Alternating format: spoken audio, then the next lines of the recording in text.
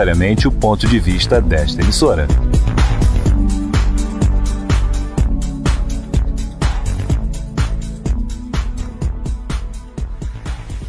A partir de agora, uma explosão de adoração no seu rádio. Músicas para aumentar a sua fé. Aumenta minha fé, me faz crescer. Quero tocar tua glória em poder. Eu quero viver algo novo. Músicas para você adorar. Descansa, quem te prometeu garante. Descansa, este mal não aguenta a morte. Explosão Gospel, o seu programa gospel na sua rádio. Aqui você ouve o melhor da música. Feita pra você! 24 horas no ar.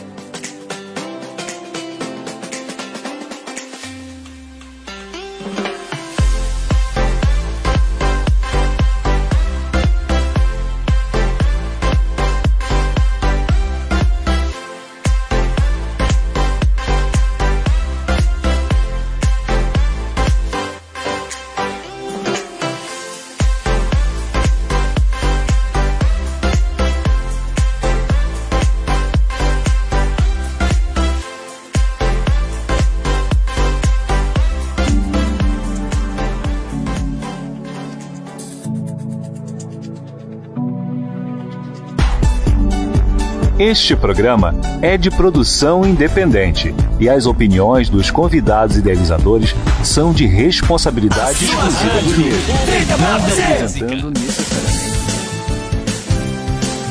24 horas no ar.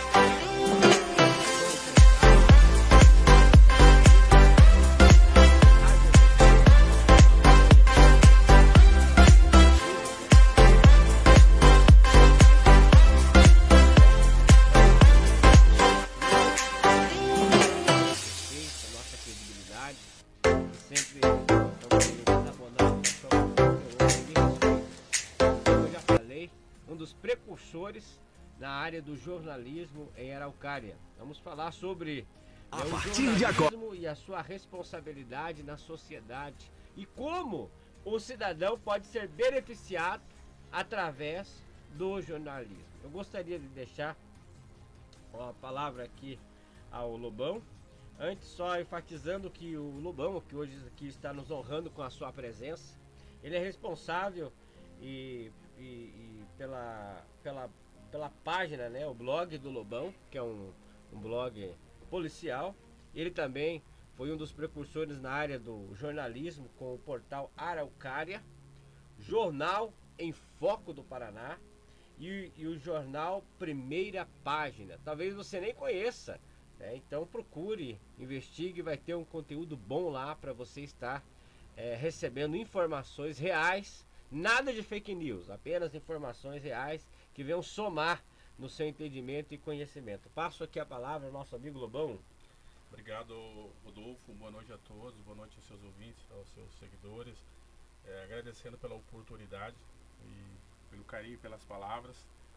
A satisfação é toda nossa estar aqui conversando um pouco com vocês e transmitindo um pouco da nossa vasta experiência aí no nosso município, diante das inúmeras situações, problemas, notícias, tragédias e, enfim, dificuldades e crescimento e perspectiva para o município, e é gratificante fazer parte da história desse município.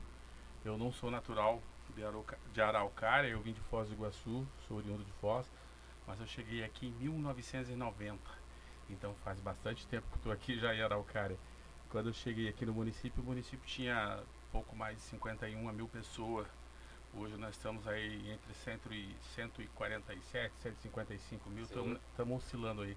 Então a gente viu a história desse município crescer, acontecer, o município desenvolver, e a gente pôde participar, dando a nossa contribuição e a nossa participação dentro da sociedade araucariense. E é com muita honra que eu aprendi a amar essa cidade, a respeitar a cultura desse povo, absorvi o estilo araucariense de ser e adotei ela no meu coração. Então hoje constitui filhos por aqui e hoje nós não saímos mais dessa cidade de maneira alguma. Que bom, eu também gosto, já faz uns 17 para 18 anos que estou em Araucária. Tive um retorno prévio lá em Pinhais, mas gostei de Araucária, né? Eu acho interessante. Quem vem para Araucária, eu acho que não tem como não gostar, né? Que é um lugar muito bom de se morar. Essa cidade, ela tem uma magia toda especial. Ela é uma terra de oportunidades, é uma terra que quem vem para vencer e está disponível a enfrentar aos desafios profissionais e pessoais de vencer, ela lhe oferece essa oportunidade. Então quem vem para trabalhar, para vencer, não tem por onde reclamar. A cidade dá essa oportunidade para você. Com relação à nossa mídia aí de comunicação, eu comecei a atuar, falar um pouquinho da minha experiência profissional. Eu comecei a atuar em 2006 fazendo coluna para o jornal Marco Zero, do meu amigo Geraldo Carvalho. Seguro. Um abraço para o Geraldo, o Gessé, o André. Em 2004 eu fui fazer a faculdade de Direito da FACEAR. Era a primeira turma de Direito de Araucária da FACEAR no ano de 2004. Então lá eu tive a oportunidade de conhecer várias pessoas com bastante bagagem, com bastante experiência, e ali fui me interagindo, trocando ideia com aquele pessoal, e aí surgiu a oportunidade da gente começar a fazer uma coluna no jornal Marco Zero do Geraldo. O Geraldo tinha com o Gessé lá e o André esse jornal, e a gente trabalhava além da faculdade de Direito na época. A gente trabalhava na área da segurança privada, sempre atuei na área da segurança privada. Sou praticante de artes marciais desde garoto, né? Então dei aula em Araucária. Tu trabalhou muito tempo como professor de jiu-jitsu? Não, na verdade eu comecei com o karatê. Comecei com 8 anos de idade em outras artes marciais, Kung Fu e essas coisas, mas quando eu cheguei em Araucária não tinha Kung Fu na época. Até aproveitando o gancho, faz uns 15 dias que eu consegui montar um grupo no WhatsApp resgatando aquela turma dos anos 90. Assim que eu cheguei, eu consegui reunir todos, desde o meu sensei, o antigo sensei Nelson Kowalski, um abraço pro Nelson Kowalski, morador do Costeira de Araucária, e do professor Caetano. Caetaninho, deu aula há muito tempo aí na prefeitura, nos projetos de karatê. Foram os meus primeiros professores de karatê. E aí começamos a desenvolver esse trabalho e graças a eles a gente participou, a gente foi um dos precursores do karatê aqui em Araucária também. Não tínhamos apoio da prefeitura, da Secretaria de Esporte, não tínhamos apoio de nada, a gente tinha que correr para conseguir patrocínio com amigos, empresários. Como o karatê não era muito expressivo no município, nós éramos desbravadores, o Carlinhos e eu tínhamos dificuldade na época de conseguir patrocínio para campeonato. Então a gente deixou de participar de algumas competições a nível nacional por falta de apoio, porque não tínhamos apoio da Secretaria do Município de Esporte na época, e nem todo empresário gostava de investir, porque eles não vislumbravam um retorno financeiro para o comércio deles. Então a gente foi desbravador, pioneiro nessa situação. E nesse momento aí também a gente aproveitou para entrar no mercado de segurança privada. E desde que eu mudei para Araucária, a gente está sempre atuando aí no segmento de paralelo também. O senhor tem uma empresa de segurança, né? Quer falar um pouco sobre ela, o nome dela? Nós temos uma empresa de segurança. Trabalhei por muitos anos nas baladas, nas casas noturnas de Araucária, aqui o pessoal da nossa geração, que hoje nós já somos os tiozão, né? Então o pessoal da nossa geração, anos 90, com certeza a gente conheceu muita gente aqui, quase todos de Araucária, que frequentava a Sociedade Operária, o Soba, as domingueiras do Soba eram clássicas nos anos 90, o Flechão, o pessoal gostava do Flechão, da Sueli e do Fiala lá. Então a gente começou a trabalhar com esse pessoal aí. E aí 2002, 2003, o Gilmar Scraba colocou em Araucária Planeta Beer, o Planeta Café, algo assim. Planeta Beer, depois ele vendeu, revendeu e passou a virar Planeta Café. Também trabalhamos com esse pessoal ali.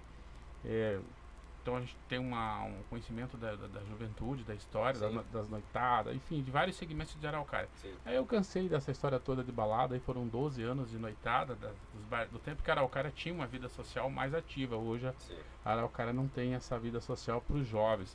É bem limitado assim essa demanda para a juventude no município de Araucária.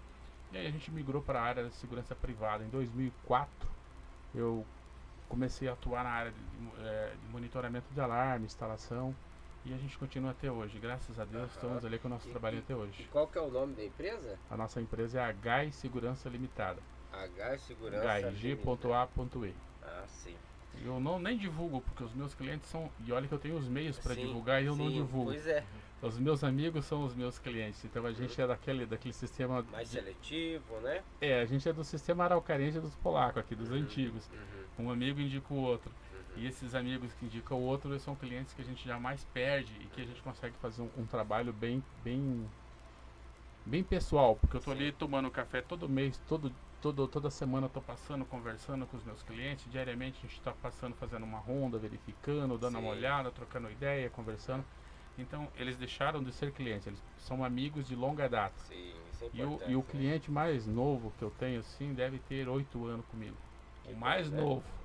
O mais velho está desde Tem um 2004. certo ditado que o olhar do dono que engorda o boi, né? É o olhar Temos do que dono. sempre estar ali presente, que aquele que não é visto não é Lembrado. Então a gente tem vários segmentos que a gente empreendeu em Araucária e até chegar no jornalismo. A história do blog do Lobão, provavelmente você vai me perguntar sobre isso. Vamos deixar isso mais pro final, né? Que o povo tá esperando aí. Então vamos começar aqui com o jornal Primeira Página, que eu acho que foi o primeiro. Isso, em 2008 eu montei uma empresa de marketing e comunicação. E aí nessa empresa de marketing foi aonde as coisas começaram a ganhar corpo, daí porque daí eu comecei a trabalhar por conta na área de comunicação. Eu montei essa empresa de marketing e comunicação e aí a gente entrou no mercado com um jornal impresso. O primeiro jornal impresso que eu lancei foi o jornal Foco do Paraná. Isso foi Em 2008. 2008. Esse jornal Foco do Paraná ele era um jornal impresso, ele era um jornal de tiragem quinzenal, porque ele era um jornal bastante extenso, ele era a região metropolitana. Eu ia desde Campo do Tenente, Lapa, Quitandinha, Mandirituba, ia lá para Balsa Nova, Campo Largo, São José dos Pinhais, região sul de Curitiba, Araucária, Mandirituba, Fazenda Rio Grande. A gente abrangia Lapa e Contenda, a gente abrangia toda essa região sul para cá. Então era bastante cansativo, porque a gente tinha que fazer as matérias, tinha que fazer as correções. E o que mais pesava nessas matérias aí, qual que era o foco delas? Então, esse jornal ele não era um jornal específico com um tema policial. O editorial dele era bastante amplo. Comércio. Tudo. O editorial, esse jornal Foco do Paraná, o editorial dele era bastante amplo, mas ele tinha assim uma pitada de Tribuna do Paraná na época. Ah, sim. Ele tinha uma pitadinha de Tribuna. Eu gostava muito do jornal Tribuna. E aí lá na época dos anos 2000 o pessoal falava que o jornal Tribuna, se você torcesse, ele saía sangue, né? Sempre foi. Até eu, de ouvir isso daí, naquela coisa de criança, eu peguei uma vez e falei, será? É um bordão. Será que sai sangue mesmo, né? É coisa de moleque, né? Mas duas coisas que atiçam muito a curiosidade e muito a população e os eleitores, e é que política e violência e setor policial são dois segmentos que todo mundo tem a curiosidade, todo mundo quer saber. Sim.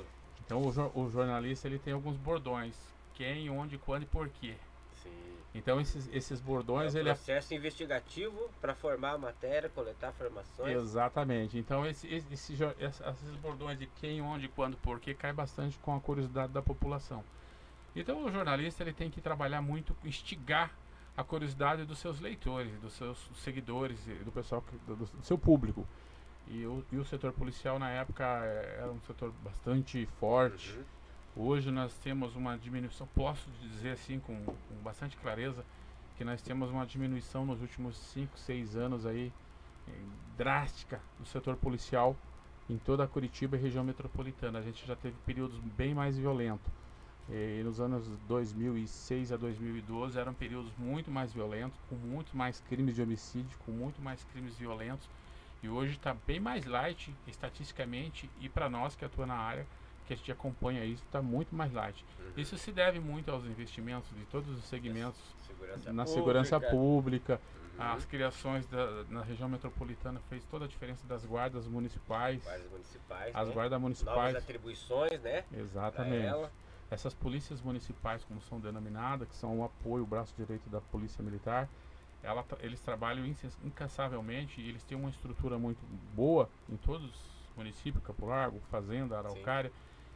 E eles têm um espaço físico pequeno, resumidamente pequeno, que é só o município. Então eles conseguem saturar bastante as regiões, principalmente as regiões que são demarcadas estrategicamente como violência, que eles têm o geoprocessamento deles, né, que eles fazem o análise, o levantamento de onde tem mais crime e o tipo de né? é o geoprocessamento deles.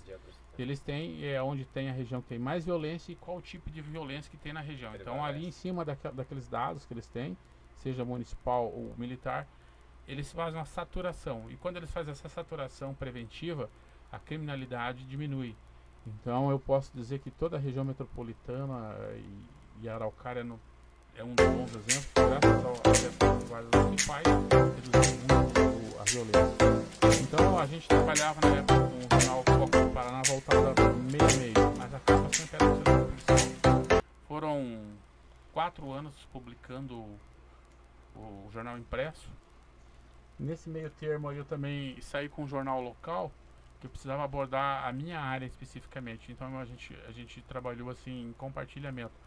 Além do jornal Foco do Paraná, que era a região metropolitana, a gente trabalhou aí com 3 anos e meio mais ou menos. Foram quase 20 edições impressas do jornal Primeira Página, que era um jornal mais local, mais voltado para o município. Sim. E aí em 2012 para 2013 começou, a gente comentava isso em off aqui antes de começar a entrar no ar, começou a migração do jornal impresso para o jornal web, para o website, para a internet, com o surgimento dos smartphones, com a expansão e a popularização dos smartphones e de sites, etc., o pessoal deixou de acompanhar muito o jornal impresso e passou a acompanhar mais a notícia na internet. Na internet, né? O smartphone você tem tudo na mão. Então a gente foi um dos primeiros aqui em Araucária a fazer essa migração. Eu tive que fazer uma escolha em 2012 entre continuar com o jornal impresso e mudar para a internet. O último foi o jornal Foco do Paraná, daí fez a transição para o portal de Araucária. Exatamente. Isso foi em que meados de ano? 2012. 2012. O blog foi em 2011 que a gente convergiu aí já.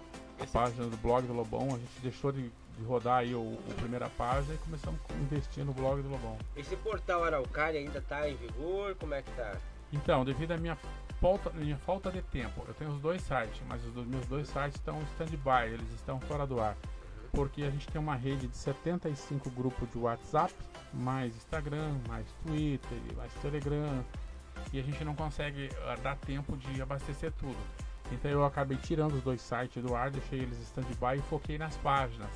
Estou com as 2 páginas no Facebook, graças a Deus as páginas estão bem aquecidas ali, estão né? bem bombando assim dentro da nossa expectativa. Araucária são 150 mil pessoas, nós temos aí aproximadamente 140 mil seguidores nas 2 páginas aí. Sim. Só o blog do Lobão nós estamos com 92 mil pessoas seguindo a gente. E como surgiu o blog do Lobão, assim, que ideia veio, como é que surgiu? Porque há uma grande cooperação ali de alimentar essas informações. Você tem uma interação muito boa com o pessoal, tanto da Polícia Militar como da Guarda Municipal, porque são informações assim, ricas em detalhes e propriedades.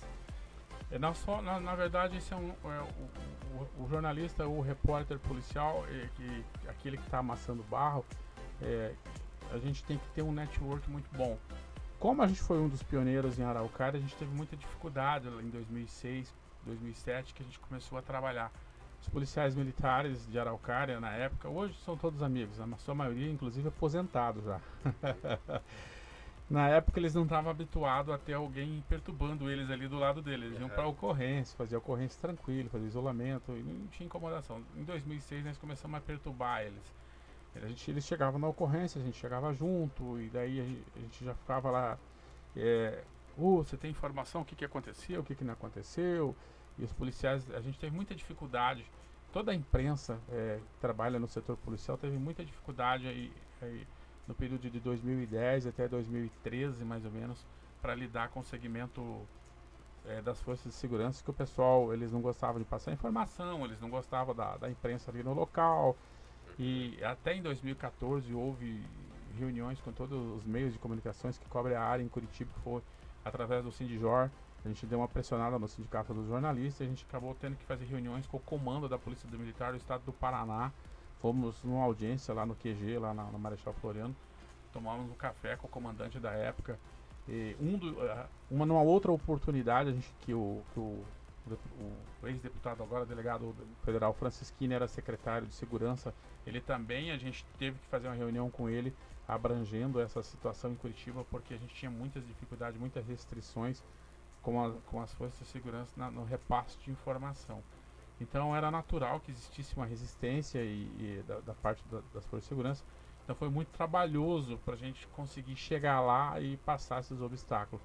Mas com muita paciência, ouvindo muito desaforo profissional, porque você chegava lá, o polícia, sai daqui, sabe? Então você tem que, e você leva um esporro, leva uma mijada e você não pode responder, você tem que ficar quieto porque você precisa das informações para o seu leitor. Então a gente contornava aquela situação de maneira com jogo de cintura. No dia seguinte a gente ia lá na companhia de polícia, conversava com o comando, encontrava aqueles polícias que estava te dando mijada ali, conversava com ele fora de ocorrência, perguntava tudo bem, se apresentava, explicava a sua situação, e com muita paciência a gente foi conquistando o espaço. Hoje está mais fácil, porque a gente que veio lá atrás, a gente teve que abrir as portas. Hoje está mais tranquilo para você conseguir esse espaço.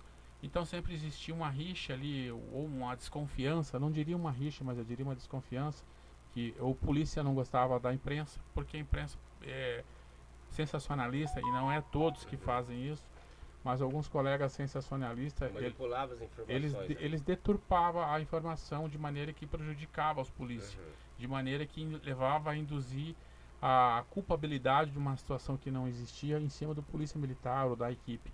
Então tudo isso dificultava muito o nosso trabalho.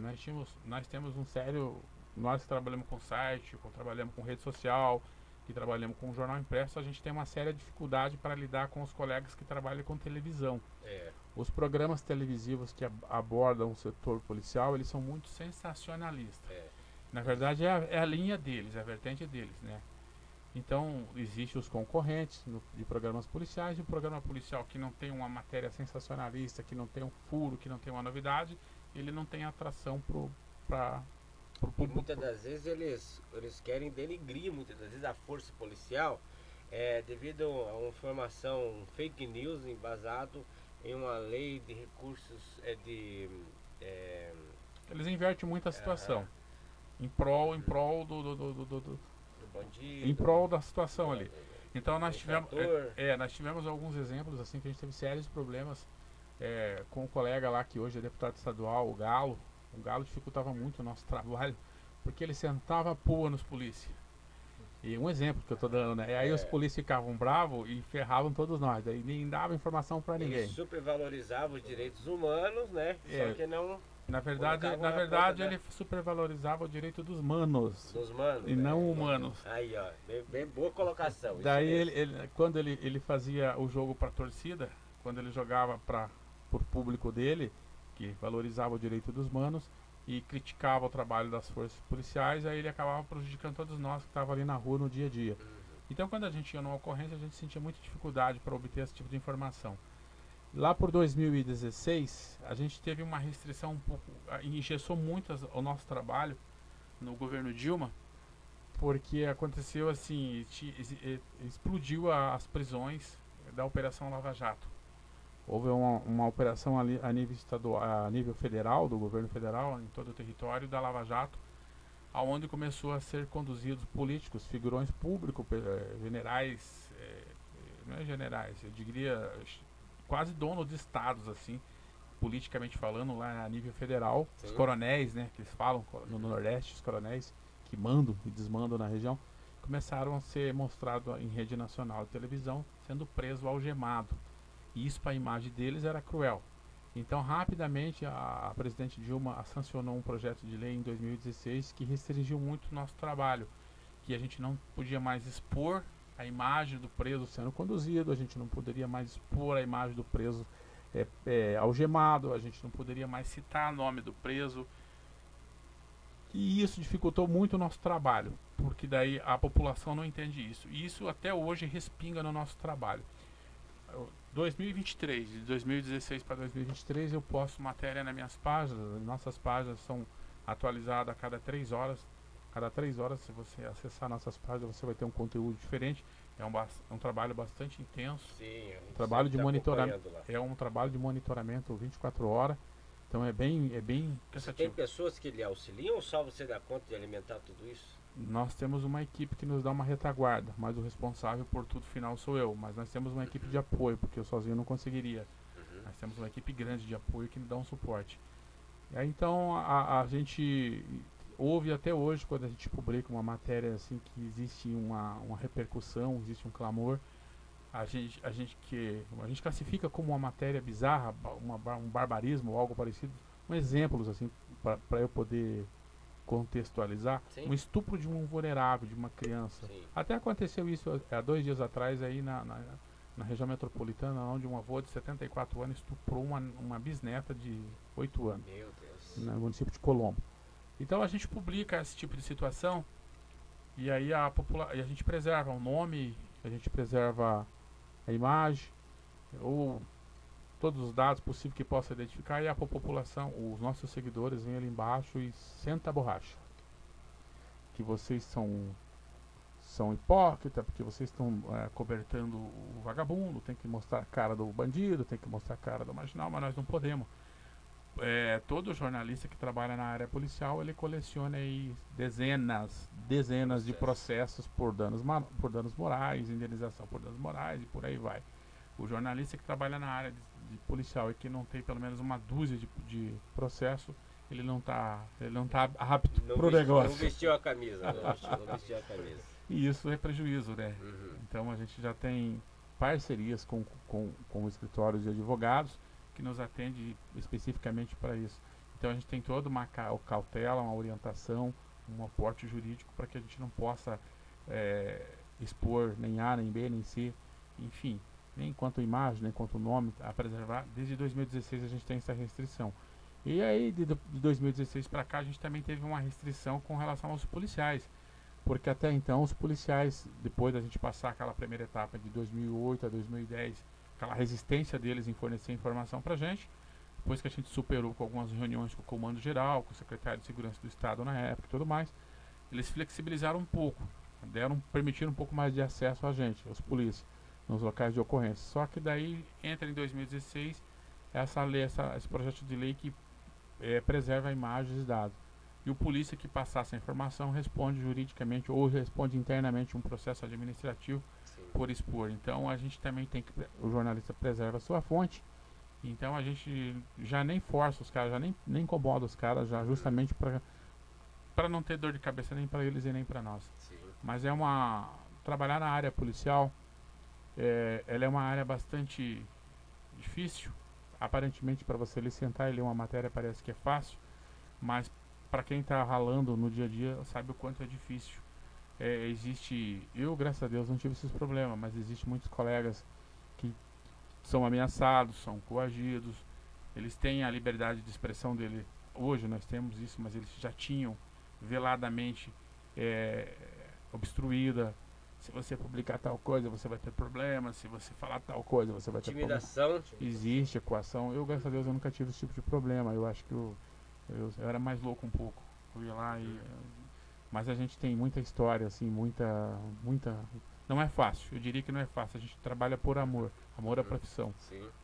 E é importante a gente ressaltar que o jornalismo está na natureza do ser humano, né? Porque ele faz jornalismo sem ele saber. Só que muitas das vezes de maneira errada, né? É o rádio peão, é o diz que me diz, que é o fake news, mas está na natureza do ser humano comunicar as informações.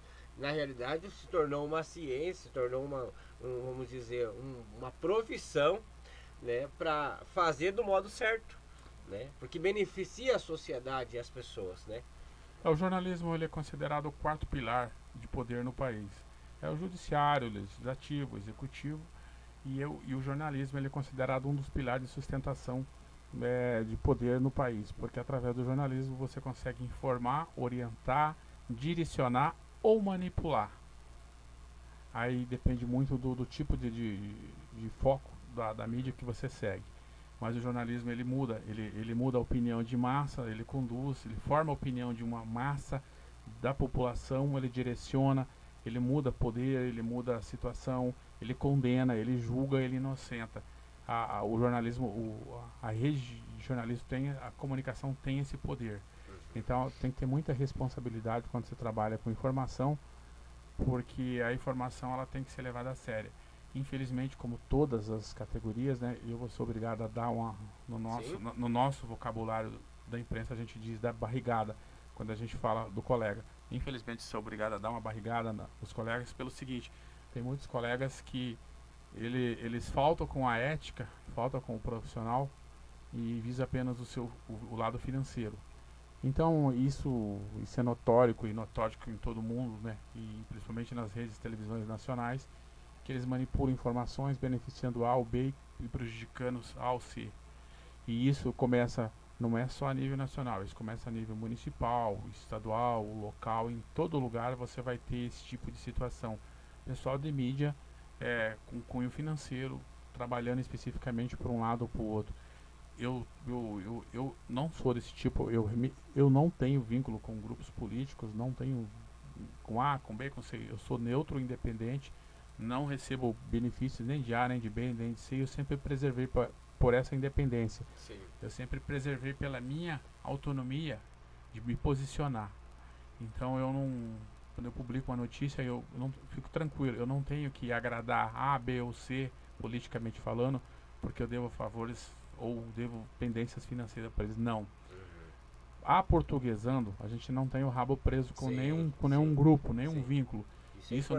Isso nos franqueia muito na credibilidade. Então eu vejo muitos colegas que hoje ele está sentando pau num determinado grupo político, criticando, falando mal, se posicionando, berrando, gritando, criticando. Daí passa 2, 3 meses, chamam ele para um acordo, daí 2, 3 meses depois o cara tá lá. O mesmo público que ele criticava, ele tá lá falando que o cara é o melhor cara do mundo, que é o melhor grupo do mundo, que é o melhor político do mundo, que é o melhor cidadão do mundo. Então isso cai muito em cima da situação do descrédito. Esse colega vai estar em descrédito. Ele falando ou não falando, ele se queima sozinho. Porque o ser humano, tem um ditado bem chulo do interior que diz assim, que o ser humano é tipo peixe, ele morre pela boca. Morre pela boca. Então a gente tem que ter responsabilidade com o que você publica. E tudo o que eu publico, Rodolfo, eu publico embasado em alguma coisa. Eu não tenho pressa de ser o primeiro a publicar, mas eu tenho a responsabilidade de publicar alguma coisa embasado em um documento oficial que eu possa me respaldar. Eu tenho essa preocupação. Acima de tudo, uma base científica, né, de verdade, né? Para eu pronunciar sobre um determinado assunto, eu primeiro espero chegar até mim um boletim de ocorrência, eu espero chegar para mim uma cópia da polícia. Eu tenho da onde tirar minhas informações baseada em alguma coisa concreta, porque se eu for questionado juridicamente, eu tenho como me respaldar. Sim. Então, em 2013, nós fomos... Hoje está na moda live, né? Hoje todo mundo live. Isso é bacana, tem o lado positivo e tem o seu lado negativo. O lado negativo é que as TVs, as televisão, isso foi um prejuízo danado. Sim. Porque a partir do momento que a mídia alternativa, que as redes sociais fazem live, o pessoal não acompanha mais as televisão. Então, da mesma forma que a comunicação, que o mundo foi modernizando, evoluindo, tudo se evolui, a tecnologia se evolui. Então, conforme foram surgindo as tecnologias, muitas coisas teve que se ajustando. Nós começamos, por exemplo, assim, o jornal impresso foi engolido pelo jornal da internet. Hoje o cidadão lê notícia na mão, no smartphone. O computador já ficou quase obsoleto. Hoje o smartphone é o top de linha. O jornal impresso diminuiu 85% do seu mercado. Hoje o mundo quer acompanhar online. A televisão ficou para trás. Aí o pessoal hoje diminuiu bastante o índice de telespectadores. Por quê? porque você acompanha tudo por YouTube, por redes sociais, por WhatsApp, Telegram, seja lá qual for a rede social, tudo chega muito antes ali, tudo chega muito rápido ali. Então quando o cidadão vai olhar na televisão, ele já sabe até o que o cara vai falar, ele já sabe até se o jornalista está mentindo ou não. Então é a evolução da tecnologia. Igual um outro exemplo assim, igual a situação dos taxistas, né? Taxista é uma situação que quando surgiu os aplicativos, matou os caras, velho. Era uma classe antiga, era uma classe consolidada, né? Consolidada, nostálgica. Olha, desde que existe aí dos anos 60, 70 tem taxista. Nos anos 2000 surgiu as plataformas de mobilidade urbana. O cidadão com o celular chama o carro na porta da sua casa. Ainda existem as plataformas que você pode optar pelo valor ainda. Você pode, você conforto do carro. Exatamente. Então, quer dizer, tudo isso é evolução tecnológica. A tecnologia ela veio para trazer conforto e ela eliminou categorias, ela eliminou profissões, ela criou novas profissões em todos os segmentos. Então é a sociedade em evolução. Aí hoje, até mesmo ontem, eu estava conversando com um amigo meu, o Dr. Éder, lá de Campo Largo, PhD aí, com cursos no exterior. O cara ele é doutorado mesmo, um cara com bastante conhecimento, ele tem um contato grande com os taxistas e eu tenho um contato grande com os aplicativos. Sim. Inclusive eu tenho um grupo de monitoramento de Uber. Então a gente estava num papo informal no WhatsApp, trocando as nossas opiniões sobre isso. E ele defendia a tese dos taxistas e eu defendia a tese dos Uber. Aí eu posicionava para ele assim: o taxista é aquele cidadão que tem um monte de encargos sindicalizados, taxas, etc., que fica parado lá num ponto fixo, esperando pelo público, pelo seu cliente, pelo seu passageiro. O motorista de aplicativo, ele também tem seus encargos, talvez ele não tenha na mesma quantidade dos taxistas, mas ele tem também. Mas ele não espera o passageiro, ele vai até o passageiro. A diferença é que enquanto ele faz 6, 7 corridas, o taxista faz uma. Então, ou o taxista se adapta, ou ele é uma categoria fadada, obsoleta, né? Fadado a desaparecer em pouco tempo. Então, da mesma maneira que a mídia também começou assim, voltando ao princípio do raciocínio aqui, a gente falava das lives. Cada um tem um jeito de trabalhar. Eu fiz uma das primeiras lives em Araucária, eu lembro que eu fiz em 2011, no Capela Velha.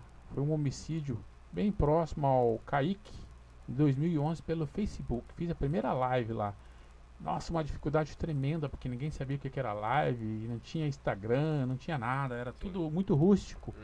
Aí eu liguei o celular e comecei a transmitir do local. Não tinha informação, nada, mas comecei a transmitir. Naquela primeira transmissão, apenas como curioso, como teste, sem nenhum embasamento, o retorno foi muito bom, foi um sucesso danado. Sim. Mas acompanhando as ocorrências como a gente acompanhava no dia a dia, eu percebi que se eu fizesse as lives eu ia ter muita dificuldade em obter as informações com os policiais. Por quê? Porque a gente acompanhava a troca de tiro, a gente acompanhava abordagem, a gente acompanhava um monte de outras coisas. E às vezes a gente tem que ajustar as situações. E quando você está transmitindo ao vivo, você pode prejudicar toda a operação. Você pode atrapalhar a operação. Você pode revelar uma situação que é para estar encoberto, né? Você pode revelar um plano de contingência, um plano de ação militar que não é desnecessário para o mundo dos criminosos. Sim. Então a gente preservou. Hoje eu optei por fazer o jornalismo raiz.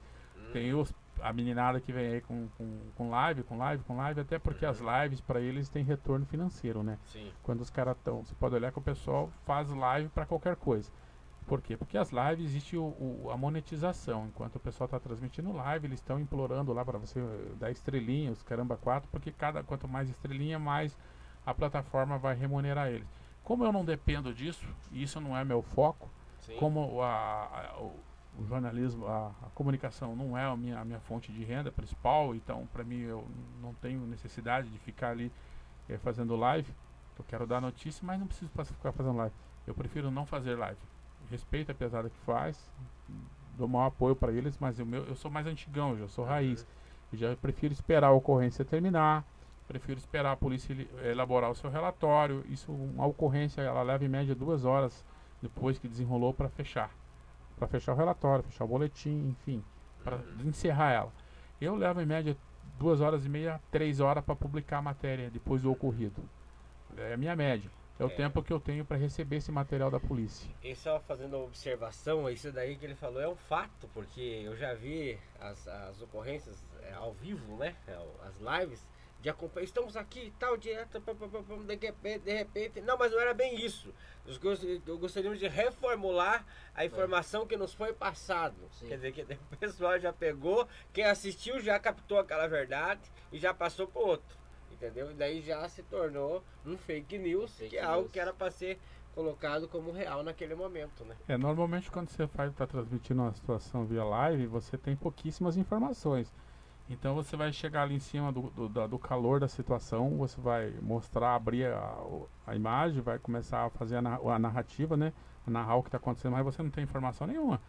Então ali nem a polícia tem, a polícia vai ter que apurar, ver o que aconteceu, no relatório desenrolar os fatos. Então você vai chegar numa live e você vai ficar muito no eu acho, eu imagino, eu deduzo, eu suponho, eu calculo. E eu não gosto de fazer esse tipo de jornalismo. Eu aprendi lá em 2010 que o jornalismo você não acha. Quem acha não sabe muito o que está fazendo. O jornalismo ou você tem certeza ou você não tem. Porque você vai responder juridicamente quando você assina um texto. Você vai responder, caso existe uma ação jurídica, pelo que você escreveu. Então, ou eu tenho certeza ou eu não tenho. Eu não acho nada. Então, a partir do momento que eu vou fazer um jornalismo na base do eu acho, aí eu vou estar sendo mais um popular curioso, e aí qualquer um pode ligar o celular e fazer isso, sem embasamento. Então, eu não critico quem faz isso, cada um trabalha do seu jeito, Sim. o espaço é para todos, mas eu não compactuo com esse tipo de trabalho. Eu prefiro ter calma, eu prefiro esperar a situação desenrolar, prefiro pegar a versão oficial da polícia, prefiro pegar o relatório. Eu tenho arquivos e imagens, para você ter ideia, desde 2005 de Araucária e região. Nossa. Eu tenho muitas fotos, muitos fatos. Então desde 2005 a gente vai arquivando. São vários HDs externos que a gente tem ali de histórias desse município e região que a gente cobriu. Muita coisa que aconteceu, muitos pedidos de advogados que procuram a gente para procurar imagens, conteúdos lá atrás, etc. Me diga uma coisa, vocês só fazem só a reportagem policial ou situações sociais como de apoio à população, como uma necessidade da comunidade, algo desse gênero? Então, a importância, até o tema do teu banner ali na chamada, a importância do jornalismo na sociedade. Como você vai adquirindo um contato diariamente com os seus seguidores, e nós temos uma rede de mais de 75 grupos, dividido entre blog do Lobão e portal Araucária, e eu tenho outros segmentos. Tenho grupos de comerciantes, eu sou meio sistemático. O que quer dizer que eu sou sistemático? Eu gosto de organizar. Se você não tem uma organização, você não tem controle. Então a gente tem grupo, eu dividi os meus grupos de trabalho por profissões. Eu tenho grupos específicos de socorristas, médicos e enfermeiros. Nós temos grupos específicos de segurança privadas, vigilantes, guardiões, enfim, pessoal que está na rua. Nós temos grupos específicos de policiais, guardas municipais, delegados, enfim, que não é aberto para a população. Sim. Ali é grupo fechado, a gente preserva muito, que são fonte de informação nossa. Nós temos grupos específicos de imprensa, que só tem jornalista. Nós temos grupos específicos das pessoas que fornecem as informações para a gente. Então a gente vai organizando. E a gente tem os grupos abertos para o povão. Então a gente não... um dos nossos diferenciais em relação aos colegas, que eu não abro o link para os meus grupos. Os colegas vão nas páginas deles e abrem o link, cada um entra do jeito que quiser. Não, a gente salva. Eu tenho um grupo de colaboradores de mais de 40 pessoas que me ajudam com essas redes sociais. Então a gente trabalhamos em grupo. A gente salva todo mundo. A gente tem o contato salvo com o nome, com o número, porque se amanhã ou depois eu precisar identificar, eu sei quem é a pessoa. Sim. A gente tem o nome e o número. Então a partir do momento que ele está salvo, ele está na nossa lista de contato. Então a gente não libera link, a gente salva o nome da pessoa, conversa com a pessoa para depois inserir ela no grupo. Não inserimos via link. É uma espécie de controle prévio que a gente faz. Então, cara, isso nos dá um certo respaldo. E quando as informações chegam pra gente, e a melhor coisa do mundo que inventaram foi o tal do WhatsApp, o tal do Telegram, que aí por 2015 pra cá, mais ou menos 2016, que começou a explodir a febre das redes sociais, do WhatsApp. E aí essa grande massa de grupos de seguidores que a gente tem, eles vão nos fornecendo as imagens, vão nos fornecendo os vídeos, todo cidadão é um repórter comunitário. Sim. Todo mundo tem um celular na mão, deu uma ocorrência, todo mundo tá ligando um celular, tá gravando, tá... Hoje nada passa impune, né? Nada passa desapercebido. Todos estão observando todos. A nossa vida em sociedade hoje, com câmeras de segurança e câmera de celular, ela virou um Big Brother real. Então isso, quando você tem lá 75 grupos, todos eles com 250 pessoas, fatalmente vai chegar a imagem para você de tudo quanto é tipo. Mas também vai criar um vínculo entre você e essas pessoas. Então o que mais nos pesa no dia a dia é a impotência que a gente sente em ajudar a comunidade. Porque chega muito pedido de ajuda diariamente. Eu tenho que selecionar. O dia que não chegar menos de 10 pedidos de ajuda para mim, tem alguma coisa errada. Todos os tipos de pedido de ajuda que você imagina. E isso ocorre desde 2009, 2010 mais ou menos, que chegava pelo Facebook. Daí em 2014, 2015, 2016... Injustiça, circunstâncias de... que criou as redes sociais como o WhatsApp, aí isso triplicou.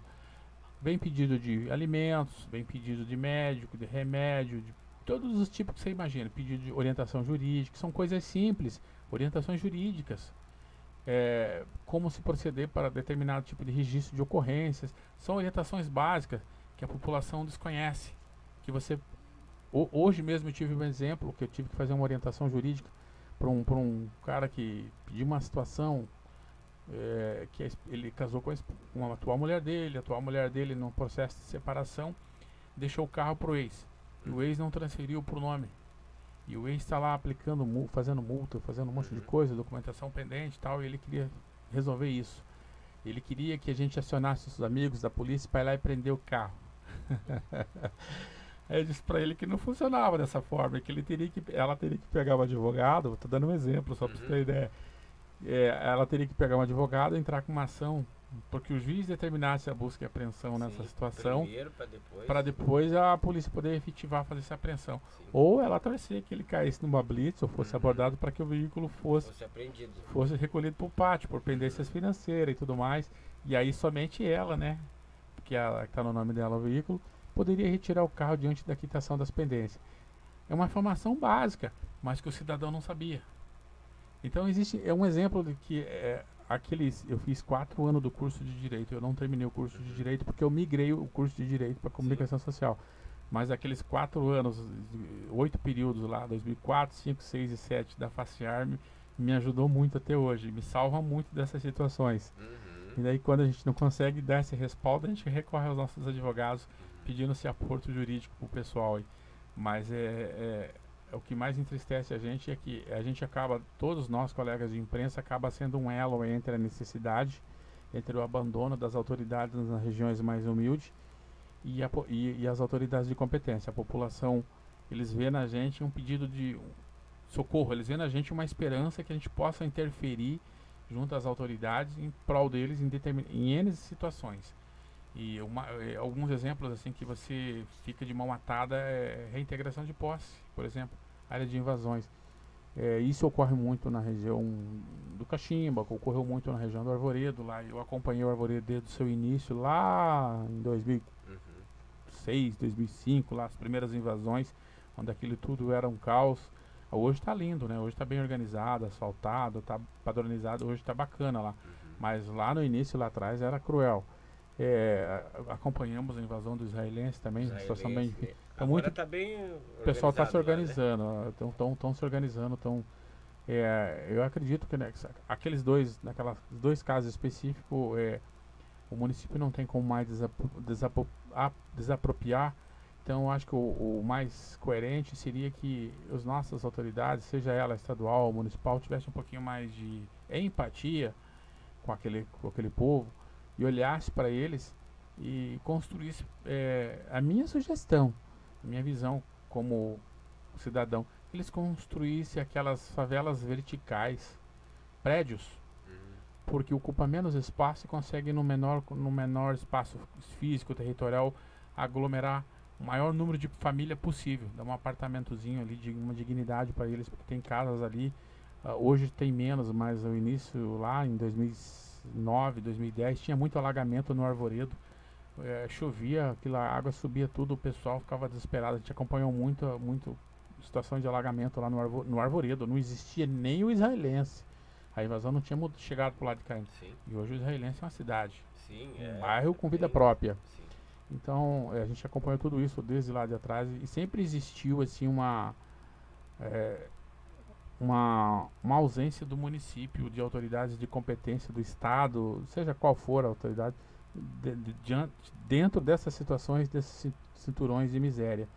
E aí nós temos aqui a nossa vizinha Caximba também. E aí para nós, Araucária, nós temos uma população imigrante de invasores. Eu não vou classificar como invasores, eu vou classificar, que estaria sendo pejorativo.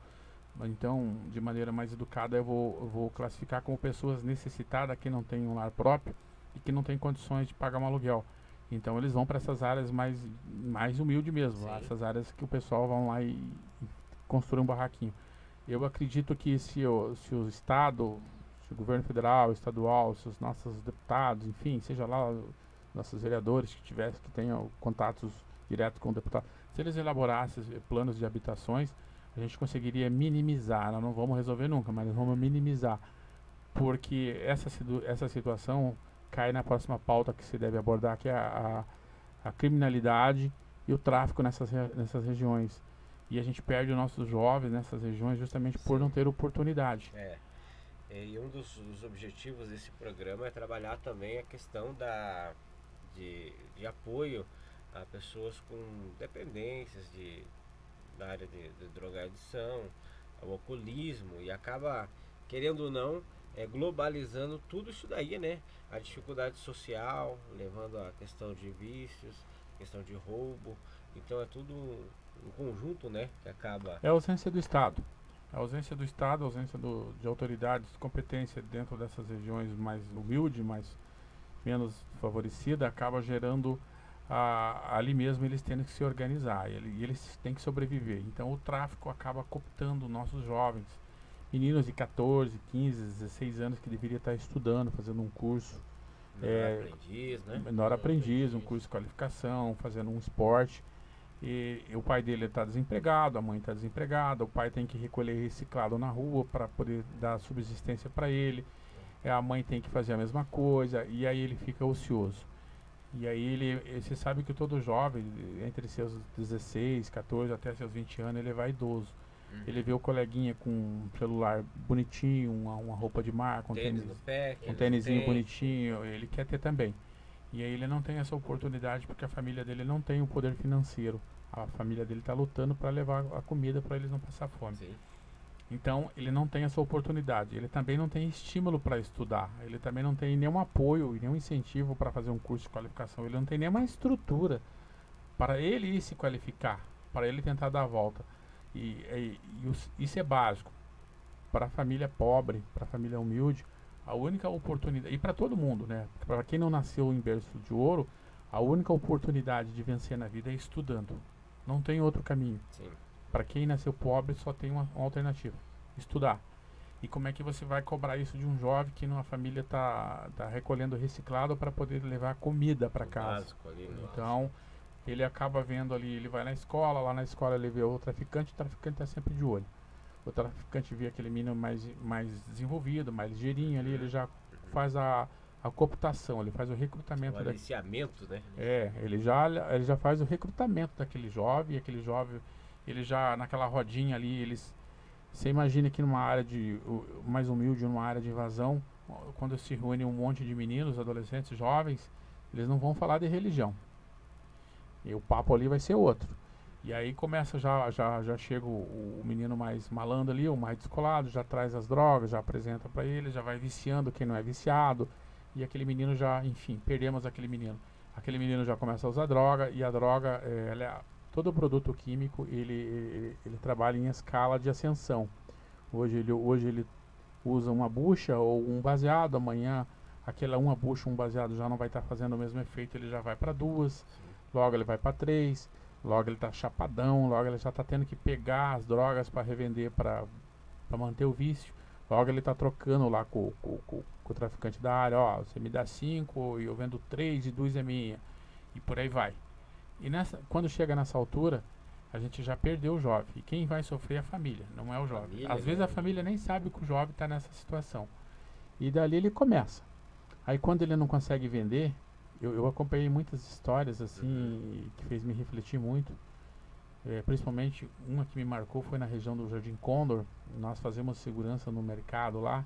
Todo dia eu ia no final do fechamento lá acompanhar o proprietário para fazer o fechamento, fazer a retirada de dinheiro e tudo Sim. mais. Fechamento E do lado do mercado tinha uma biqueira. E o menino que vendia naquela biqueira ali tinha 17 anos. Novo de tudo aí. Então quando eu comecei a chegar lá, eu comecei a incomodar eles. Porque eu ficava meia hora. Eu chegava lá 8 horas, 8h30, nós fechava o mercado e se arrancava. Mas era o horário que ele começava a vender. Então eu comecei a atrapalhar ele. Porque daí nesse horário os clientes dele se sentiam incomodados com a minha presença lá e ele também. Então eu tive que... Você sempre se portava de uma forma mais ostensiva no trabalho, né? Quem trabalha na área de segurança tem uma forma preventiva ostensiva bastante clara e bem diferenciada. Você vai chegar num local onde tem um segurança e você vai perceber rapidamente que tem alguém cuidando. Então a gente teve que conversar. Eu tive que chamar ele. Primeiro eles tentaram me afugentar. Não deu certo. Não funcionou. Eles que tiveram que correr. Aí numa segunda oportunidade ele veio para conversar comigo pessoalmente e a gente teve que fazer um acordo de camaradas. Falei, o negócio é o seguinte, velho. Foi aí que eu conheci a história dele. Quantos anos você tem? Tenho 17. Cadê teus pais? Qual que é a tua história? Comecei a conversar com esse moleque. E ele era o que vendia ali.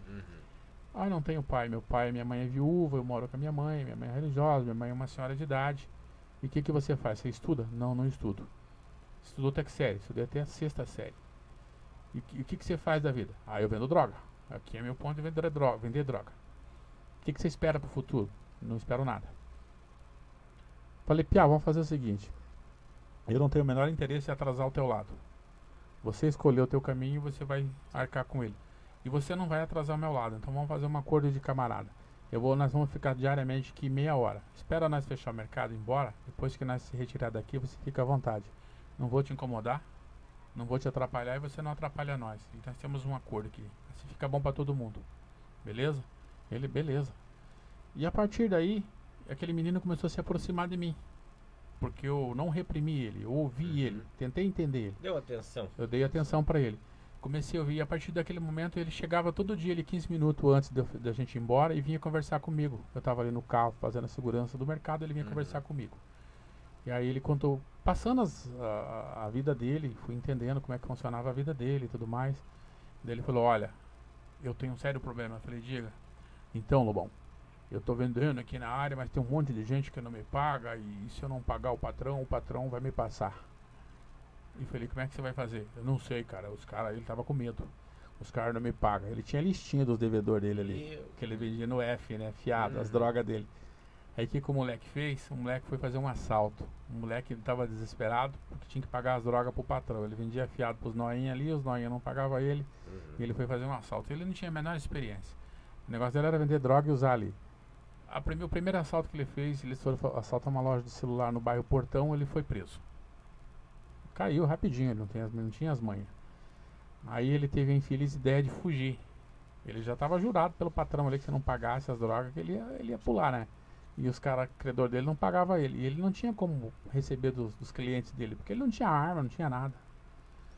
Aí ele foi preso na véspera do Natal e no dia do Natal houve uma fuga na delegacia do Portão, no 8º distrito na época. E ele aproveitou o bonde e fugiu. Foi a maior besteira que ele fez. Ele fugiu no dia de Natal, 2 dias depois ele foi morto. Aí eu cheguei no local rapidamente lá, ele estava agonizando ainda no chão, ele estava vivo ainda. Estava agonizando. Até aqui fica o registro, um abraço pro Sargento Rezende, que está nativo até hoje ainda, o Sargento Rezende do CIAT, é uma das antigas, é uma lenda aqui de Araucária, do bombeiro, tá quase se aposentando já o sargento. A gente chegou no local, eu falei, sargento, eu conheço esse menino aí. Dei os dados dele pro sargento, que o menino não conseguia falar, mas passei as informações. Aí eu olhei pro piá no chão ali baleado, falei, cadê tua mãe? Tá na igreja. A igreja era 4 lotes pra frente. Era a igreja, ali mesmo na marginal da Avenida dos Pinheirais, ali no Jardim Plínio. Falei, sargento, eu vou pedir uma coisa pro senhor, recolha esse menino e leva pra ambulância, leva pro HMA, ele não vai resistir. Ele estava classificado como código 3 e avançando. mas deixa ele no morgue lá, que o ML recolhe ele no morgue, porque vai ser muito ruim pra mãe dele ver ele sair da igreja ali e ver ele no meio da rua. Pra amenizar É aquela o filho situação. único dela, né? Pra mãe não importa se o filho é drogado, se o filho é ou não é. Mãe é mãe e o amor é o mesmo. E o sargento recolheu ele ainda em código 3, evoluindo, né? Ele estava avançando, ele tinha levado 3 ou 4 disparos. E no trajeto ele veio a óbito, como já era previsível. Sim. Mas ele foi encaminhado por morgue do HMA e o ML recolheu lá. Então, quando a mãe dele chegou no local, a mãe dele já não viu mais nada. A gente poupou a mãe dele daquela cena que era muito desagradável ali. Sim.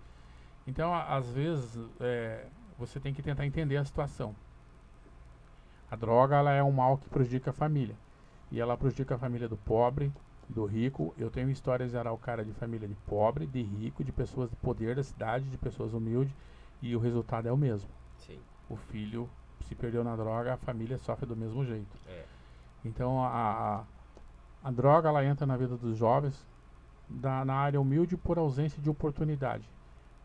Ótimo, daí você vai falar, mas na família do rico? Na família do rico ela entra pelas companhias erradas. Os amiguinhos da família que tem mais condições, eles vão para essas baladas, vão para essas raves, vão para esses botequinhos, para esses barzinhos de boizinho. E aí a família não se atenta com o tipo de gente que está frequentando esse tipo de local. O traficante que tem uma droga um pouco mais valiosa, como a cocaína, como as balinhas, como os LSD, que são mais valorizados no mercado, ele não vai vender numa área de invasão. Ele vai vender num barzinho que tenha um poder aquisitivo melhor. Sim. Na área de invasão vai rolar o crack, que é o lixo da droga, né? Que é o final da fila. O fundo do poço. O crack é o que restou da droga. É o lixo da droga. Então lá na área de invasão você vai ter crack, vai ter maconha, que é o mais barato. Você não vai ter na área de invasão cocaína, LSD, êxtase, esse outro tipo de droga que o pessoal lá não tem esse poder aquisitivo para esse tipo de droga. Mas as consequências, independente de qual seja a droga, é a mesma para todos.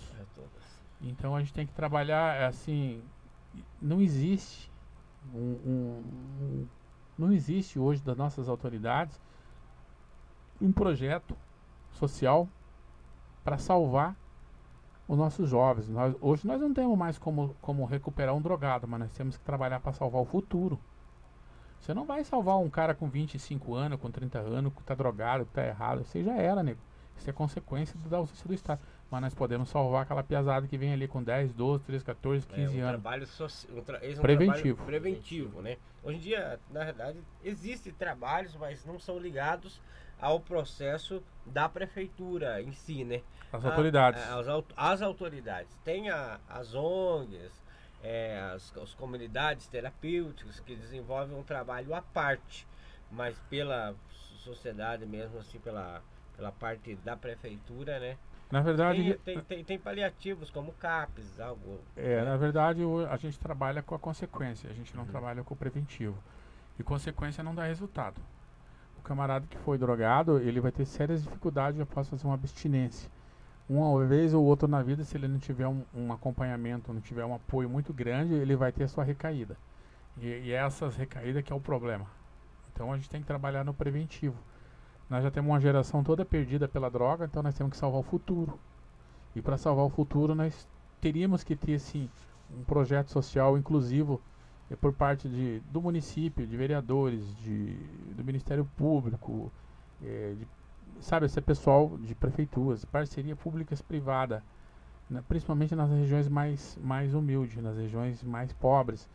Porque se eu dou oportunidade para a garotada, se eu dou oportunidade para esses jovens, eu vou estar salvando o futuro deles, eu vou estar dando uma opção para eles e eu vou estar fazendo segurança pública preventiva. O jovem que eu salvo hoje, o jovem que eu coloco num curso profissionalizante, o jovem que ganha uma bolsa integral, meio período para fazer um curso depois da escola, que esteja acompanhado, que tem um projeto social ali no seu bairro, ele vai deixar de ser um traficante no futuro, vai deixar de ser um ladrão no futuro, ele vai deixar de ser um bandido no futuro. E se eu salvo ele hoje, no futuro ele vai deixar de tirar uma vida, de ceifar uma vida em consequência dos seus vícios. E é interessante tocar nesse assunto porque em todas as camadas sociais tem problemas. Todas. Na área de dependência química, sabe? Eu trabalhei 13 anos em Araucária, na área de comunidade terapêutica. Você já ouviu falar a FAV? Já. Muito conhecida. Hoje em dia ela não trabalha, não está mais em vigor, ela fechou. Dou assistência de vez em quando, esporadicamente, à comunidade Cairós. Eu já atendi 3 policiais, entendeu? 2 foram guardas municipais e um policial militar com 20 anos de corporação. Ele chegou num grau tão profundo de dependência que ele, com 20 anos de corporação dentro da polícia militar, ele estava trabalhando como zelador lá dentro. É incrível. A gente tem um caso aqui de um guarda municipal amigo nosso, ele era da turma 1, piá ponta firme pra caramba, parceiro, operacional pra caramba. Da turma 2 também tivemos um outro exemplo. 2 guardas municipais, pesada com futuro, amigos nossos, que se perderam no mundo das drogas, que saíram da corporação, da turma 3 também, abandonaram a profissão, abandonaram seus princípios, suas éticas, se perderam no mundo das drogas. A droga, ela não tem classe, ela não tem classe social, ela não tem idade, ou ela não tem perfil, ela tem oportunidade. Então, quando você é pai e que você tem seus filhos pequenos, você tem que tomar muita cautela com quem os seus filhos estão se relacionando. Sim. É o primeiro passo para você poder salvar o seu filho. O segundo passo, quando o cara já é adulto, já passou dos seus 18 anos para cima, independente dele ter 18, 20, 25 anos, ele tem um pai, ele tem uma família. Na base, ele é importante que você esteja ali do lado dele, conversando com ele. Não é vergonha nenhuma eu chegar no meu filho quando eu não tenho filho de 25 anos, mas tem muita gente que nos ouve que tem. Não é vergonha nenhuma você chegar e sentar: meu filho, como é que tá a vida, como é que tá seus amigos, com quem você anda andando, quem são seus amigos, que tipo de companhia você tá se misturando, porque você vai estar salvando vidas, salvando dele. E aí, se o cara já é adulto, ele já tem ciência que se ele entrar nesse mundo, o final de um usuário ou de um viciado é 2, ou é cadeia ou é caixão. Isso não tem erro. É só questão de quando. Então você tem que ter, antes de eu julgar e condenar, eu tenho que tentar entender o porquê ele entrou naquilo ali. Muita gente entra por safadeza, mas tem muita gente que entra que falta por falta de oportunidade. E tem muita gente que entra por companhias erradas. O jovem tem uma tendência de fazer aquela situação de massa. Os amiguinhos estão ali fazendo coisa errada, eles vão no embalo. Validar através do grupo. Eles vão no embalo. É a situação de massa. 2, 3 faz, o resto faz junto. Então você tem que escolher bem as suas amizades. E aí entra a educação familiar, a conversa entre o pai e os filhos. Orientação. Não importa se teu filho é adulto ou não. Conversa com ele sempre. Eu me preocupo muito com essa questão até mesmo de celular, contato, tudo. O celular eu consigo monitorar o celular do meu filho, do meu celular, do meu trabalho. Você tem a conta dele, eu monitoro as contas de YouTube, o que ele assiste, quanto tempo passa, o que ele acessa, o histórico. Eu tenho tudo controle, não é que mas é um cuidado, é um zelo, né? E se ficar muito tempo ali, eu já bloqueio, já desliga lá o Free Fire dele, entendeu? Porque, Mas um erro recorrente, Rodolfo, é que tudo que você proíbe, tudo que é proibido é mais gostoso. Sim. Então, a partir do momento que você proíbe seu filho de fazer isso ou aquilo, e os amiguinhos dele estão lá do outro lado, ele vai fazer. E você sabe que a gente não consegue monitorar uma pessoa 24 horas. Sim. Então, antes de você proibir, é mais importante você trabalhar na cabeça dele, você ser amigo do seu filho e trabalhar na cabeça dele as consequências das escolhas dele. Ele tem que entender que se ele escolher um caminho A, ele tem um tipo de comportamento, de lucro. Se ele escolher um caminho errado, ele vai ter um tipo de consequência. Ele tem que entender que se ele fazer a escolha errada, ele vai arcar com as consequências daquilo ali. Então, antes de você condenar ou julgar, é melhor você ser o amigo do seu filho. O amigo, não, justamente, é que meu filho, ele não me dá problema, na realidade. Mas, tipo assim, eu tô de olho, só vai dizer, eu tô de olho, mas não tenho dificuldade, assim, nessa parte. Ele é uma pessoa muito pura, e aquilo que vai aparecendo como ameaça, a gente só sinaliza, mas não é muito taxativo, não. Eu acredito que se a gente... Eu ainda sou categórico dentro do que eu acompanho no meu dia a dia, que se o poder público tivesse mais inserido, principalmente na região mais carente, a gente teria bem menos usuário, bem menos problemas com drogas, bem menos crime de homicídio em consequência das drogas. Nós não temos um projeto público onde se utiliza o espaço lá do bairro para o aluno estudar, o garoto estudar, meio período ele estuda, o outro meio período ele está lá fazendo um curso profissionalizante, ganhando uma bolsa de auxílio, fazendo um cursinho parceria pública-privada com empresários, pode fazer essa parceria entre município e empresários, aonde ele faz aquele curso, após ele sair da aula, ele vai para lá para aquela estrutura que tem no bairro. Todo bairro tem uma praça, tem uma estrutura ali, um salão paroquial, alguma coisa do gênero, Sim. uma escola que pode ser aproveitada na parceria pública-privada para desenvolver cursos profissionalizantes. E esses mesmos empresários nessa parceria pública-privada pode absorver essa mão de obra desse jovem como o menor aprendiz, o primeiro emprego, vários outros benefícios. E quando você apoia esse aluno, ele estuda meio período na escola, estuda de manhã, por exemplo, vai para casa, almoça, 1h da tarde ele está chegando no cursinho lá no bairro. Sim. Ele tem um acompanhamento de psicólogo, de professores e tal. Ele vai fazer um cursinho das 13 às 17. E ele ganha uma bolsa, porque o município tem condições, o estado tem, existe verba para isso. Ele dá uma bolsa, um auxílio para aquele aluno ali, financeiro, para que incentive ele. Dá 300 de bolsa para o aluno, por exemplo. Um exemplo, né? Pô, vai incentivar ele. Ele vai se empolgar, ele vai ter um dinheirinho, vai estar ganhando uma qualificação, e quando ele terminar o curso, aquele empresário que fez aquela parceria pública-privada já absorve ele na primeira mão de obra. Você imagina quantas crianças, quantos jovens a gente salvaria. Sim. Agora, se eu deixo o jovem, ele sai da aula, vai para casa, não tem nada o que fazer, a mãe e o pai estão trabalhando, ele vai com os amiguinhos para praça, chega lá na praça, os jovens estão usando droga, ele vai usar droga. Sim. Ou seja, perdemos o jovem. E é essa geração que a gente vai perder, é a geração que vai cometer roubos, homicídio. Essa é um trabalho invertido no segmento de segurança pública preventivo. E segurança pública preventiva todos podemos fazer, desde que a gente faça de maneira coerente. Uhum. Então, você falou de segurança pública, eu tenho dado uma olhada e acompanhado um trabalho muito bom, não sei se você me dá um feedback em relação a isso, da Guarda Municipal com o trabalho Menor Aprendiz. Tem acompanhado o trabalho deles? Acompanha. A Guarda Municipal, eu acompanhei ela desde o seu início, desde o primeiro diretor, da apresentação do primeiro fardamento da Guarda Municipal. Então, na figura do nosso saudoso Maurici, primeiro diretor deles, quando foi aprovado o projeto, eu lembro das primeiras viaturas deles, parecia a viatura do Paraná Clube, né? A cor era bem diferente dessa atual. Eram as palhas Weekend, vermelha com um azul bem diferenciado. A primeira viatura tática da Guarda Municipal tem tudo isso em arquivo, que era uma Blazer que era utilizada pelo prefeito na época. Se não me falha a memória, era o Albanor. Ele tinha uma Blazer para fazer era o veículo oficial da prefeitura, né? Ele doou ela para a Guarda Municipal, eles plotaram uma Blazer Bordeaux, marrom, algo assim. Então a gente acompanhou tudo isso desde o início.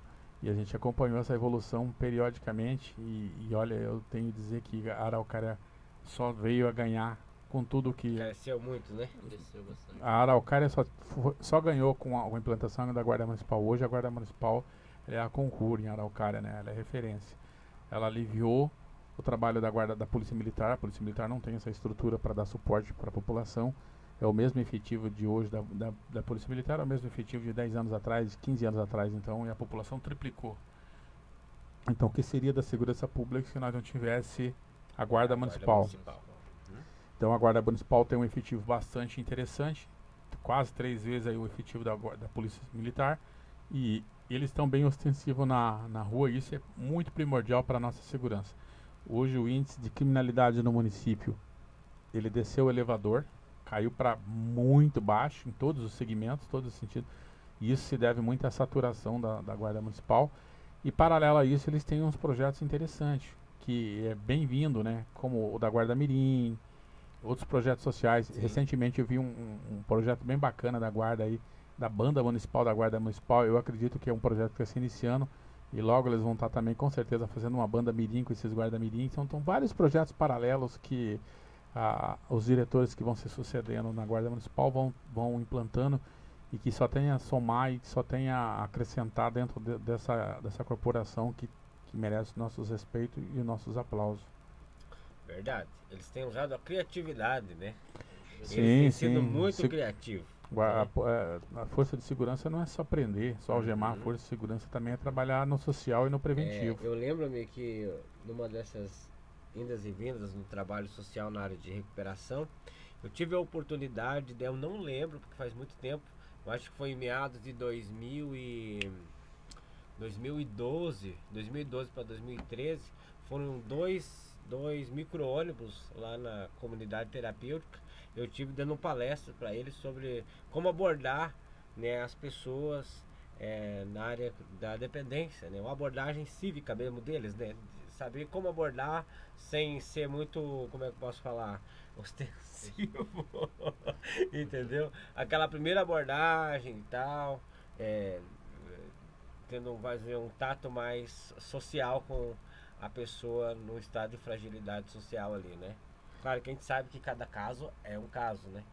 É que na verdade é assim, existe uma descriminalização do morador de rua, existe uma descriminalização daquele cara que está ali no sinaleiro, pedindo dinheiro ou vendendo alguma coisa. Existe uma descriminalização da sociedade aquilo que é diferente do padrão dela. Isso é o nosso maior erro. E aquele pessoal que está na rua, que é o usuário, que você olha pro pessoal, assim, o pessoal tá só pele e osso, né?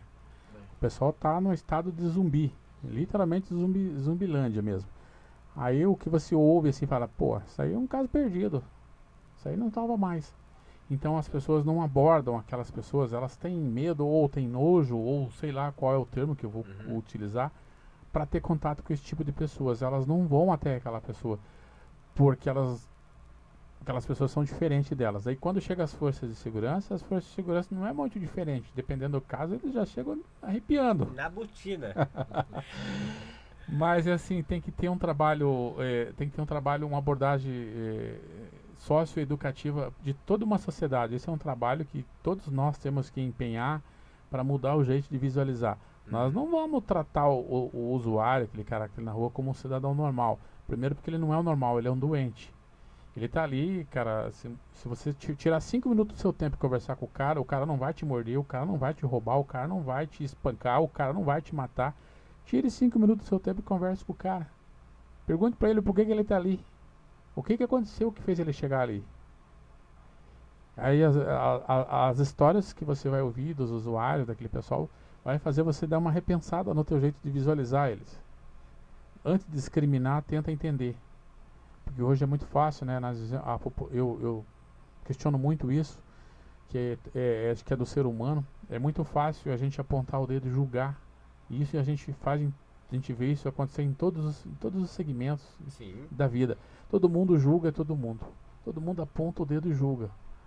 Mas quem disse que a verdade de quem está julgando é a verdade verdadeira? É muito fácil eu sentar sobre os meus erros e apontar o dedo para você e falar, você está errado, porque tinha que ser assim. Por que a minha referência vai ter que ser a sua? A vida ela é individual, o direito é individual, o posicionamento é individual e cada um tem uma história individual, a história de ninguém é igual a de ninguém. Sim.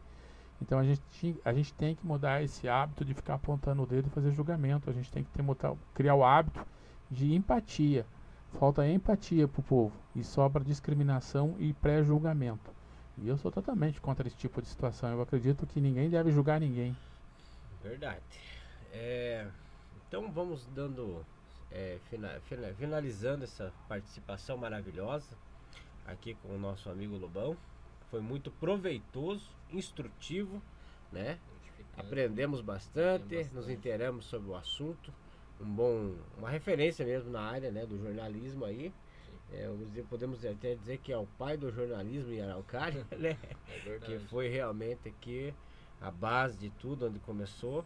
E o sucesso que é o blog do Lobão. Eu me permito fazer uma ressalva que a gente não é o primordial aqui. Aqui nós temos que respeitar uma hierarquia. Sim. O que chegou primeiro aqui na cidade mesmo foi o pessoal ali da Rádio Iguaçu. A Rádio Iguaçu. A Rádio Iguaçu é o primordial de Araucária, a gente tem que respeitar o trabalho deles. Sim. Nós temos o trabalho do Eduardo Campa. O Eduardo Campa tem mais tempo de programa de rádio quase que eu de vida. Ele tem um programa lá que tem mais de 30 anos de... Como é que é o nome dele? O Eduardo Campa. O programa de rádio? O programa dele é o Boca no Trombone, pra você ter uma ideia. Ele tem mais de 35 anos com esse programa no ar. Você imagina que para manter um programa com esse tempo todo, o cara é bom. Então tem que existir um respeito pela hierarquia, pelo profissionalismo. Né? Então, eu não sei a história antecedente do pré-Eduardo Campa, mas para nós ele é um ícone na cidade, com a Rádio Iguaçu, que vieram aí desbravando, iniciando isso tudo. Sim. Lá pelos anos 2000 foi surgindo nós, né? Nós já estamos da década de 2000. O Eduardo já era da década de 70, 80, pense. Já tem chão, Então, quando eu lembro que 95, 96, primeira vez que eu fui na delegacia, eu já encontrei o Eduardo Campos fazendo entrevista lá. Então a gente tem que for parte. Então o Eduardo Campos para nós é o mais antigo da cidade. O restante vai vindo depois e vai se atualizando, e cada geração é uma geração, mas todos dão a sua contribuição para a cidade. E eu agradeço o espaço, agradeço a oportunidade, estamos à disposição de vocês. E o prazer foi todo meu trocar esse dedo de prosa com vocês aí. Obrigado, muito obrigado, Lobão. Obrigado, William, também pelo apoio aí que tem nos dado. Quer falar algo aí? Eu quero agradecer, né, o Lobão por ter vindo na rádio aí, falando sobre esse assunto muito importante, né, que é muito abrangente, né, para a sociedade, para a nossa geração aí que está vindo, e que a Web Rádio agradece por oportunidade de o senhor estar vindo aqui falando sobre esse assunto. E as portas são abertas aí, né? Isso aí. Quem puder vir estar conosco aí, foi muito gratificante. Muito obrigado. E assim encerramos hoje a programação do Saúde Social em Foco. Agradecemos a sua permanência e após essa gravação aqui, essa visualização de você acompanhando em casa, volte na próxima quarta-feira, às 21, às 22h30. Estaremos aí abordando assuntos das necessidades sociais da comunidade e venha você fazer parte desta grande família Web Rádio Pão da Vida. Um abraço, Deus abençoe a todos, uma ótima noite.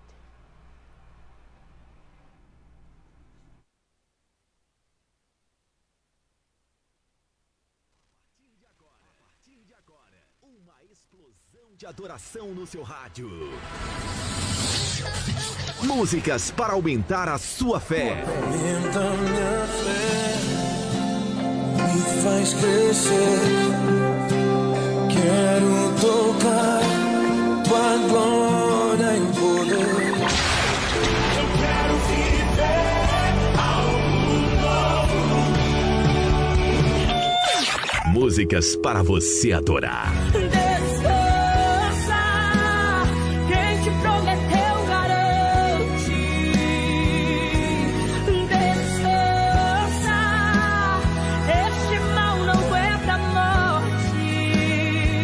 Explosão Gospel, o seu programa gospel na sua rádio. Aqui você ouve rádio o melhor fica da pra você. música.